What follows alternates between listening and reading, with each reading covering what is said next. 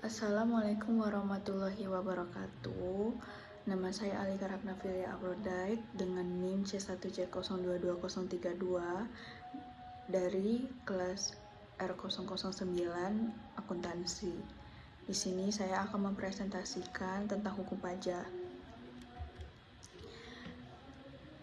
Terdapat 3 materi, yang pertama hukum pajak, kedua teori pemungutan pajak, dan yang ketiga azas pemungutan pajak. Yang pertama hukum pajak. Hukum pajak. Sebelumnya saya akan menjelaskan tentang pajak.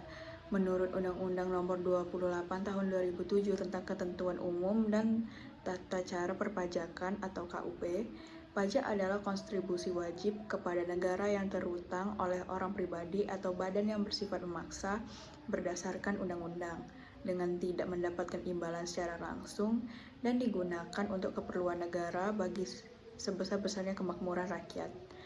Menurut R. Santoso Brotodihardjo, SH, hukum pajak atau hukum fiskal adalah keseluruhan dari peraturan-peraturan yang meliputi wewenang pemerintah untuk mengambil kekayaan seseorang dan menyerahkannya kembali pada masyarakat dengan melalui kas negara, sehingga ia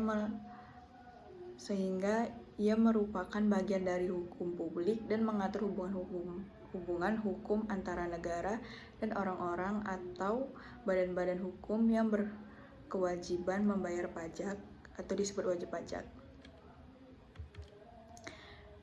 Dasar-dasar hukum. Yang pertama, Undang-Undang Ketentuan Umum dan Tata Cara Perpajakan yang diatur dalam Undang-Undang Nomor 6 1983 dan diperbarui oleh Undang-Undang Nomor 16 Tahun 2000. Yang kedua, Undang-Undang Pajak Penghasilan atau PPH yang diatur dalam Undang-Undang Nomor 7 1983 dan diperbarui oleh Undang-Undang Nomor 17 Tahun 2000. Yang ketiga, Undang-Undang Pajak Pertambahan Nilai dan Pajak Penjualan yang diatur oleh Undang-Undang Nomor 8 Tahun 1983 dan diganti menjadi Undang-Undang Nomor 18 Tahun 2000. Yang keempat, Undang-Undang Penagihan Pajak dan Surat Paksa yang diatur dalam Undang-Undang Nomor 19 Tahun 1997 dan diganti menjadi Undang-Undang Nomor 19 Tahun 2000. Yang kelima, Undang-Undang Pengadilan Pajak yang diatur dalam Undang-Undang Nomor 14 Tahun 2022.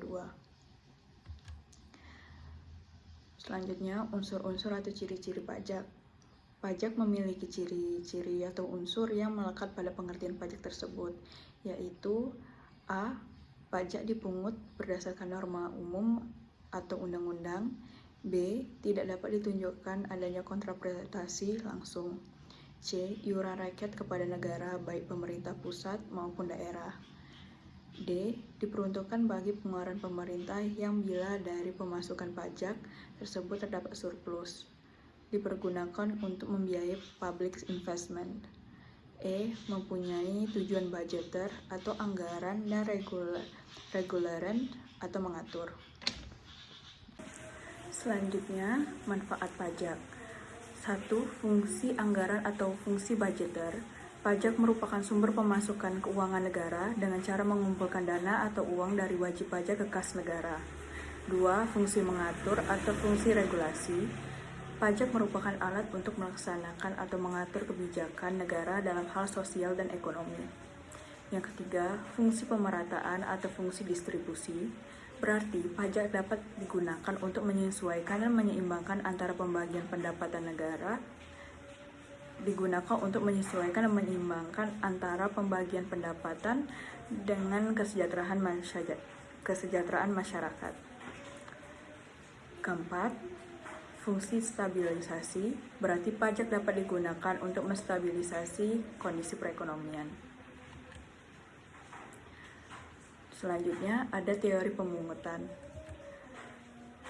Teori pemungutan dibagi menjadi 5, yaitu teori asuransi, yaitu pembayaran pajak diibaratkan seperti membayar premi dalam perusahaan asuransi dengan harapan mendapat perlindungan dari kejadian tidak terduga di masa yang akan mendatang. Kedua, teori kepentingan, ibarat dua belah pihak yang saling membutuhkan dan saling menguntungkan. Ketiga, teori gaya pikul, Pajak yang harus dibayarkan oleh masyarakat harus sesuai dengan gaya pikul dan ukuran yang sesuai dengan pengeluaran dan penghasilan, baik perorangan atau sebuah badan usaha. Keempat, teori bakti mengatakan jika suatu negara memiliki hak mutlak untuk mengambil pajak dari rakyat. Yang kelima, teori daya beli berkaitan dengan kemampuan masyarakat saat melakukan transaksi jual beli. Selanjutnya, yang ketiga adalah asas pemungutan pajak.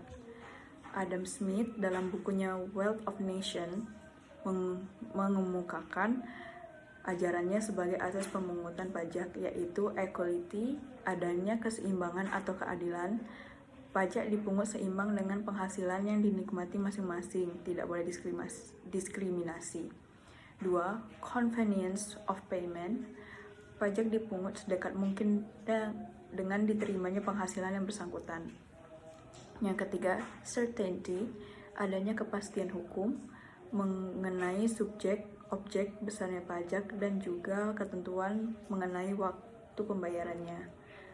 Yang keempat, efisiensi, yaitu bahwa besarnya pajak yang dimaksud atau dipungut harus lebih besar dari biaya pemungutan pajak tersebut.